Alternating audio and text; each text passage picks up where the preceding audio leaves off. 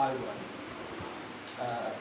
සුබෝදෑසනක් සියලුම දෙනාට අද අපිට රියදුරු පාසල වෙනුවෙන් චාරිකාල වෙනස් ආයතනය වෙනුවෙන් මට විශේෂයෙන් මගේ ශිෂ්‍ය ශිෂ්‍යාවන් අමතන්න සිද්ධ වෙනවා.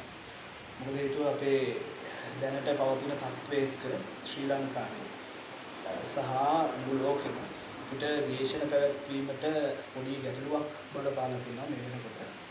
ඒ නිසා අද දවසේදී අපි පොඩි හඳුන්වා දීමක් සිදු කරනවා මේ මහා මාර්ග නීති සංඥා වලට ලැබෙන පරීක්ෂණයට ඉදිරිපත් වීම සඳහා ලැබෙන විශේෂ නිර්දේශ පිළිබඳව පොඩි හඳුන්වා දීමක් සිද්ධ වෙනවා පොඩි වෙලාවක් තුල.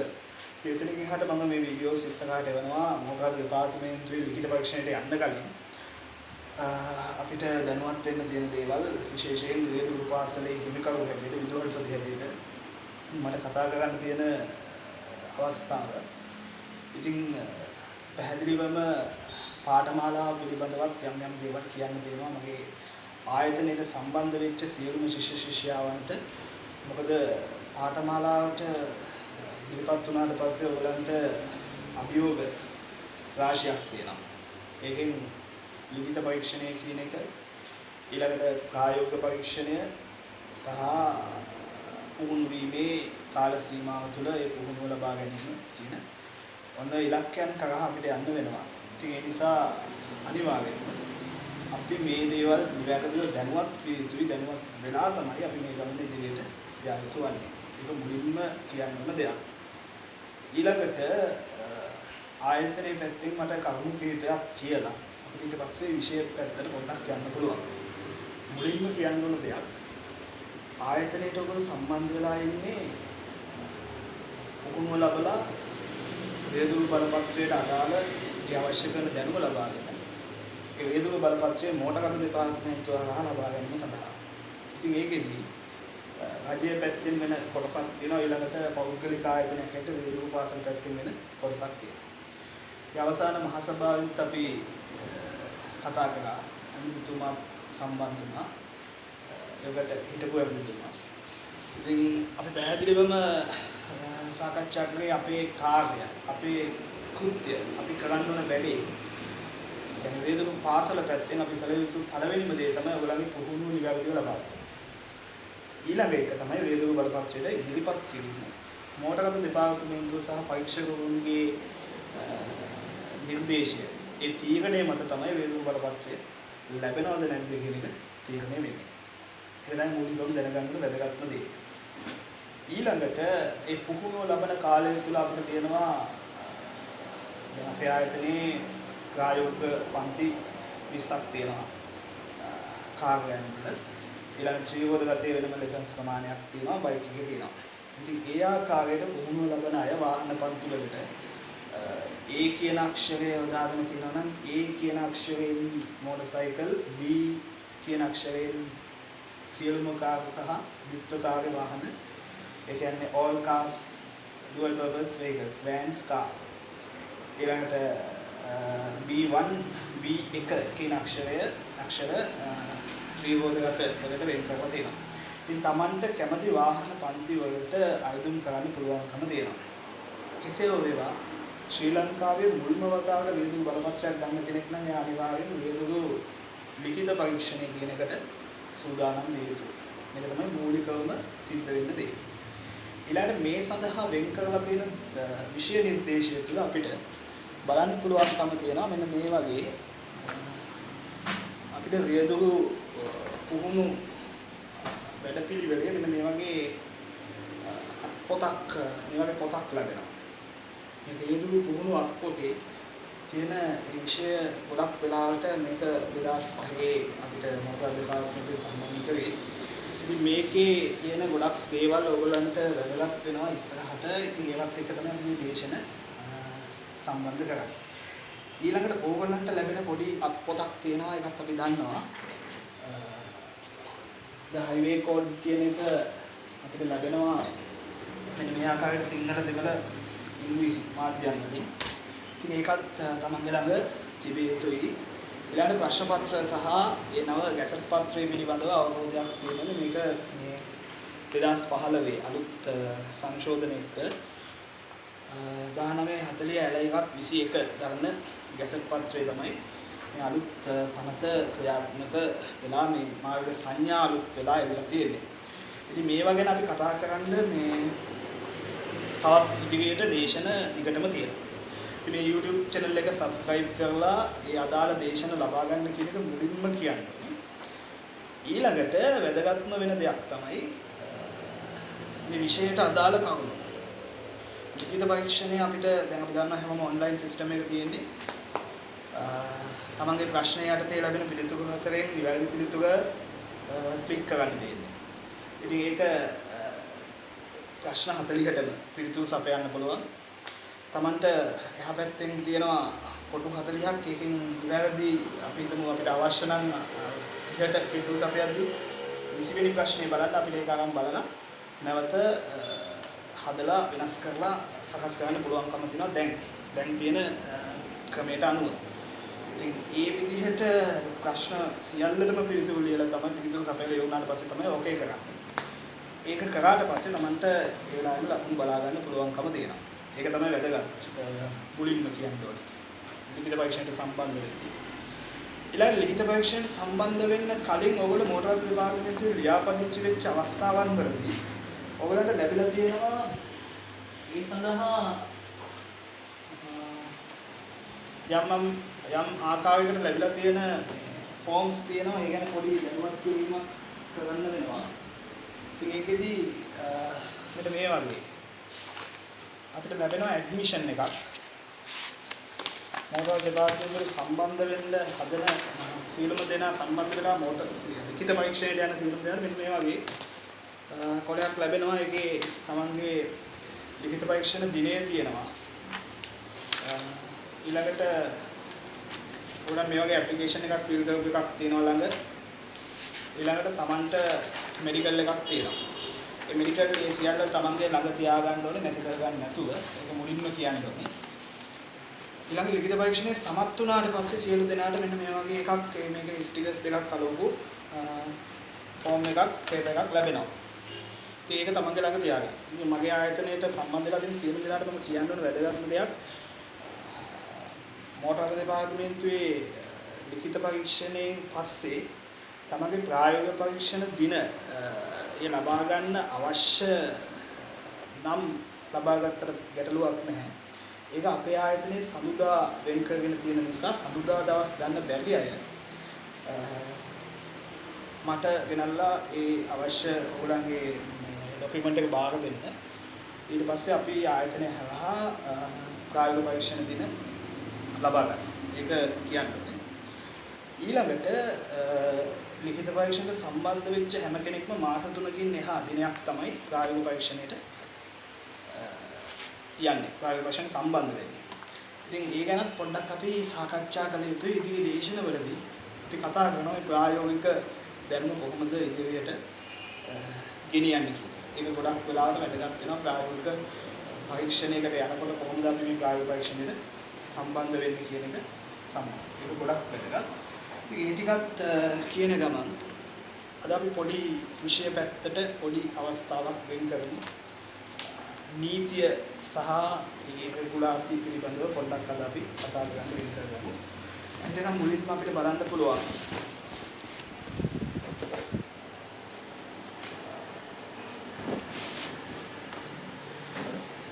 මහා මාර්ග නීති සහ සංඥා ක්‍රම කියන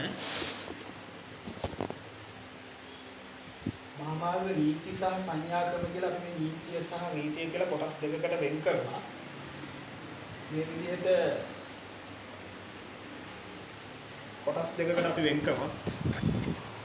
මේ නීති සහ රීති කියන පස් දෙකෙන් නීතියක් කියලා කියන්නේ අපි පැහැදිලිවම කිව්වොත් පනතක ලියවලා තියෙන කාටවත් වෙනස් කරන්න බැරි සම්මත වෙලා තියෙන කවුරු. ඒකට අනතේ ලියවලා තියෙන සියල්ල නීති කියලා අපි කියනවා. ඊළඟ තමාන්සින් අවස්ථාන කූලව යම් අවස්ථාවට අනුව අපි ක්‍රියාත්මක වෙනවා. ආන්නේ ක්‍රියාකාරීත්වය කියනවා.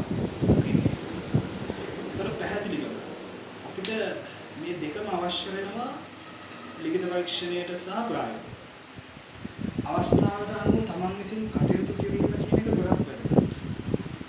ඒ අවස්ථාවට අනුව තමන් විසින් කටයුතු කරද්දී කොහොමද අපි මේක මනසින් මොලේ කල්පනා කරලා කොහොමද අපි මේක කරන්නේ කියන එක මුලින්ම අපි පොඩ්ඩක් කතා කරලා ඒවා දැනගත යුතු වෙනවා. ඉතින් ඒ නිසා නීතිය පැත්තත් එක්ක පොඩ්ඩක් මේක ගලපගත්තොත් සමහර වෙලාවට ඕගොල්ලන්ට දකින්න ලැබෙනවා පාරමෙද දිගාන්තට තනි සුදු එකක් තියෙන අවස්ථාවක්. මේක අපි උපස්ථානක් එක්ක ගත්තොත් අපිට පෙන්නලා තියෙනවා මාර්ගයේ මැද දිගාන්තට තනි සුදු කිවි තියෙන අවස්ථාවක්. මහා මාර්ගයේ ගොඩක් වෙලාවට වම් සයිඩ් මාර්ගවල රෝඩ් එක අපිට මේ තනි සුදු එක සම්බන්ධයෙන් අපි පොඩ්ඩක් අද දවසේ වැඩිපුර සාකච්ඡා කළ යුතුයි. මොකද තනි සුදු එක තියෙන අවස්ථාවන්වලදී වෙන පුළුවන් තවත් ගැටලුකාරී තත්ත්වයන් තියෙනවා. ඒ ගැටලුකාරී තත්ත්වයන් පිළිබඳව අපිට පොඩ්ඩක් කතා කරන්න පුළුවන්කම තියෙනවා. ඒ නිසා ඒ තනි සුදු එක කියන එක පොඩ්ඩක් අපි දිගටම සාකච්ඡා කරගෙන යනවා.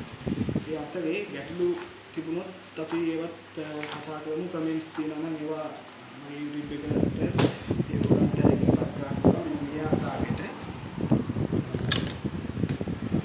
මාර්ගයේ මැද පිහිටුවලා තියෙන තනි සුදු එක මේ පෙන්නන්නේ.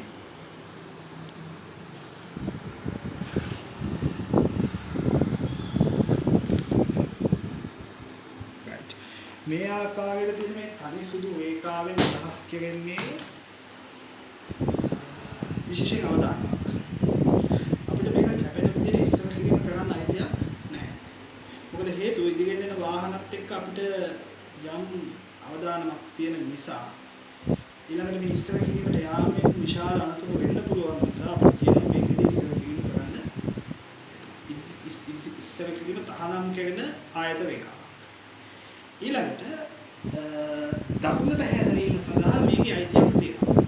අපි තුන් මේ රේඛාව තියෙන තැන දකුණට පාරක් තියෙනවා නම් ඒ දකුණට පාර තියෙන තැනින් හරවල යන්න පුළුවන්කම තියෙනවා. දැන් මේ ආකාරයට රේඛාව ඇඳලා තියද්දි මෙතන තියෙනවා පාරක්. දකුණට හරවලා යන්න පාරක්. මෙහෙම හරවලා යාමේ හැකියාව තියෙනවා. නමුත් පසුකර යාමට අයිතියක් දීලා නැහැ. පැහැදිලිද? ඉතින් ඔන්න ඔය කරුණු හොඳට මතක තියාගන්න ඕනේ. ගොඩක් වෙලාවට වැදගත්. නමුත් පැහැදිලිව මතක තියාගන්න ඕනේ මේ රේඛාව කියන්නේ අවදානම් ස්ථානයක පිහිටුවන එකක්. මේ රේඛාවෙන් අපිට අවදානම් තත්ත්වයක් තියෙනවා. ඒක අපි දැනගෙන තියෙනවා. ඊළඟට එවැනි රේඛා දෙකක් ඇදලා තියෙන අවස්ථාවක් ගැන කතා කරමු. එවැනි රේඛා දෙකක් කියන්නේ මාර්ගයේ මැද සුදු රේඛා දෙකක් තියෙන අවස්ථාවන් අපිට දකින්න ලැබෙනවා. එවැනි අවස්ථාවකදී කොහොමද මොකද්ද ක්‍රියාත්මක වෙන ආකාරය කියලා. එවැනි අවස්ථාවකදී අපිට අයිතියක් නැහැ. කිසිසේත් දකුණට හැරීමත් ඉස්සර කිරීමක් කියන දෙකම කරන්න.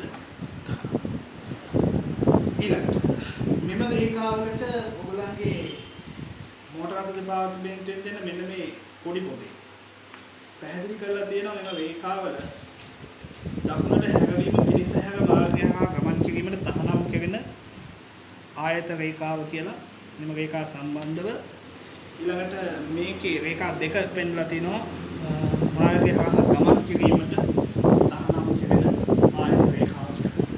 විශේෂයෙන් අද අපි රේඛා දෙක ගැන කතා කරේ බොහෝ දුරට අනුතුරු සිද්ධ වෙන්න පුළුවන් අවස්ථාවන් බොහෝමයක් තුන රේඛාවන් නිසා ඊළඟට මේ රේඛාව ගැන කතා කරද්දී අපිට වංගුවක් දක්වන්න වංගුවල තමයි අපි මේ රේඛාවන් දකින්නේ. මේ ස්ථාන දෙකේ පෙන්නලා තියෙන්නේ වංගු සම්බන්ධව. එතකොට මේ වංගුවක තියෙන අවදානම් තත්ත්වයේ මූලිකව රියදුරු උපදේශක වරුන්ට ලබා දෙන රියදුරු පුහුණුවක් පොතේ රියදුරු පාසල් වලට දෙන අපිට මේක පැහැදිලිවම පෙන්නනවා වංගුවකදී ඇති වෙන බලපෑමක් හැටියට කේන්ද්‍රාපසාරී බලයේ බලපෑම. කේන්ද්‍රාපසාරී බලයේ බලපෑම පෙන්වන්නේ අපි යම් කිසිකින් වාහනික වේගයේ වැඩියෙන්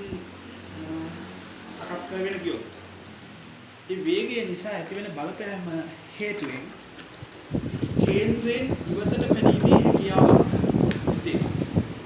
කේන්ද්‍රයෙන් ඉවතට පැනීමේ හැකියාවට හේතුව වෙන්නේ තමන්ගේ අධික වේගය. ඒක මෙන්න මේ ආකාරයට වෙන්නලා තියෙනවා. කේන්ද්‍රයෙන් ඉවතට පනින්න තියෙන හැකියාව කියන එක තමන්ගේ වාහනයේ වේගය වැඩි වෙන විට. ඒ නිසා විශේෂයෙන් මතක තියාගන්න ඕනේ වංගුවක අධික වේගය ඉතාමත් භයානකයි. වංගුවක තිරිංග භාවිතා කිරීමේදී වංගුවට පැමිණීමට පෙර තිරිංග භාවිතා කිරීම ඉතාම වැදගත්. ඊළඟට තමන්ගේ නියමිත ධාවන තීරුව සකස් කර ගැනීම වැදගත්.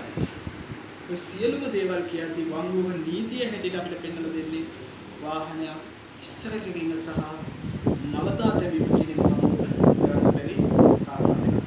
ඒ වංගුවක නීතිය මොකද්ද? වාහනයක් ඉස්සර කිරීම සහ නවතා තැබීම තමයි. ඊළඟට අපි ගත්තොත් ඔය නීති දෙකම ක්‍රියාත්මක වෙන තවත් ස්ථාන දෙකක්. වංගුවක ඉස්සර කිරීම සහ නවතා තැබීම තහනම් කියන නීති දෙක තියෙනවා. මේ ඉස්සර කිරීම සහ නවතා තැබීම තහනම් කියන නීති දෙකම ක්‍රියාත්මක වෙන තවත් ස්ථාන දෙකක් අපි කතා කරමු. පටුපාලන සහ පදිකයන් මාවන ස්ථානය මෝටර රථ ආඥාවන්තේ මෝටර ආඥාවන්තේ පැහැදිලිව සඳහන් මේ අද ඊයේ සකස් කරපු නෙවෙයි මේවා ඉදා කාලයේ ඉඳලා පනතේ ක්‍රියාත්මක වෙන පනතේ තියෙන නීති. ඊළඟට සතරමන් සංධියක් ගැන අපිට පොඩ්ඩක් අද දවසේ කතා කරන්න සිද්ධ වෙනවා. මේ සතරමන් සංධිය ගැන අපි ඉස්සරහට තව සංඥා දේශනවලදී සාකච්ඡා කළ යුතුයි. ඒ මාර්ග සංඥා දේශන වලට සම්බන්ධ වෙනකොට ඔයගලට මේ ආඥා පනත මාර්ගන ඒ මෝටරගත ආඥා පනතේ අදාළ වෙන ඒ කාරණා පිළිබඳව අපි කතා කරන්න දාලා තීරණය කරමු. ඒකෙදි මේ නව ගැසට් පත්‍රය 2015 එළියට ආපු. ඉතින් මේක වැදගත් වෙනවා එදාට. ඒකෙදි අපි එකින් එක මාර්ග සංඥා මේ විදිහට අලුත් පනතේ ඇවිල්ලා තියෙන මාර්ග සංඥා එකින් එක සාකච්ඡා කරන්න තීරණය කරනවා. සමතු වැදීමේ සංඥා සිට ගත්තම සියලුම සංඥා මේ ආකාරයට සාකච්ඡා කරන්න අපි දාට තීරණය කරනවා. තීරණය කරලා තියෙනවා. ඉතින් ඒ ටික අපි කරමු. නමුත් සතරමන් සංධියක් ගැන අද අපි පොඩ්ඩක් පිළියෙන් කතා කරනවා. බලන්න මේ සතරමන් සංධියක් කියන්නේ මේ ආකාරයට මාර්ග හතරක් වෙන වෙන ස්ථානයක්.